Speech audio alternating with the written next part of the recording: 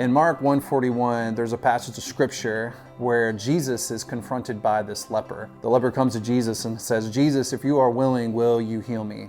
Jesus looks at this leper and he says, "I am willing." There are over 9,000 kids in custody in the state of Tennessee.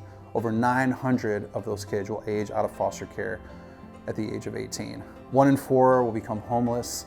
All are that much more susceptible to being human trafficked. Our mission at the Bridge House is to lead youth out of homelessness and to empower them to live a life that will change their life. The way that we do that is we provide housing for children that are in DCS custody and support young adults aging out of foster care ages 18 to 20. Over the last 2 years at the Bridge House, we have been able to serve over 2,000 families in this space, and we believe that we are just getting started. You know, in this space of foster care and adoption, many people sometimes don't even enter this space because they feel like in order to bring support or help, they have to foster or they have to aid. And I don't believe that everybody is called to foster or to adopt a child, but I do believe as a community, we are all called to do something.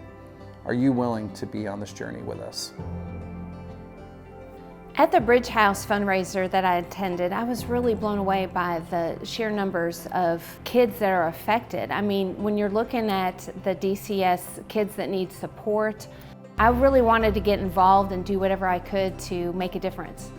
I was familiar with some of the issues that DCS is facing here in Tennessee, and I knew about some of the situations where we had kids sleeping in offices, so I was aware of some of the problems. What I wasn't aware is that we had a local solution, and that's the Bridge House, that they're providing and trying to fill that gap. And this way at the Bridge House, they're able to actually come here and sleep in a bed. One event that I attended at the Bridge House was eye-opening. For one, all the people that attended, seeing their reactions as they saw the stories of the children that we saw on camera, the amount of kids that are affected throughout not only this community but the state of Tennessee. You know, just knowing that 1 out of 2 that get out of foster homes are go into homelessness. And I think it's important that we give and really watch that group that's graduating out of that into society and give them the life skills, the support that they need. And that's one thing that the Bridge House project, I think, will bring to this area. And it's much needed, and we definitely appreciate everyone that's behind this project that's trying to get this moving forward.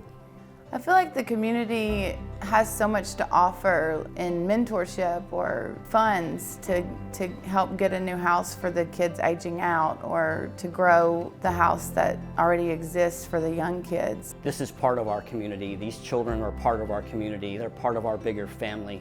It's important to share awareness. It's important to step forward and be a doer and not just a sayer. On a personal one-to-one thing, it takes courage to step forward and actually do something. Whether it's something simple as making a meal and delivering a meal, or volunteering with an improvement project at the Bridge House, don't just talk, do. And once you do, you find it's not easy. You have to step over that barrier and realize that you can make a difference. When I was at the fundraiser and I heard the strong numbers of the kids that are impacted, the 9,000 that are in custody and the 900 kids that are aging out of the system, I realized that everybody needs to just take those numbers to heart and put some, steps in action to help them. And whether that's donating online, if that's volunteering, if that's signing up to bring food and supplies for them, it's time to get going and put a compassionate hand to our words. I am Jennifer Hartledge, and I am willing. I'm Lauren Breeze, and I'm willing. My name is Scott Moore, and I'm willing. I'm Wilson Matthews, and I'm willing. My name is Melanie Long, and I am willing.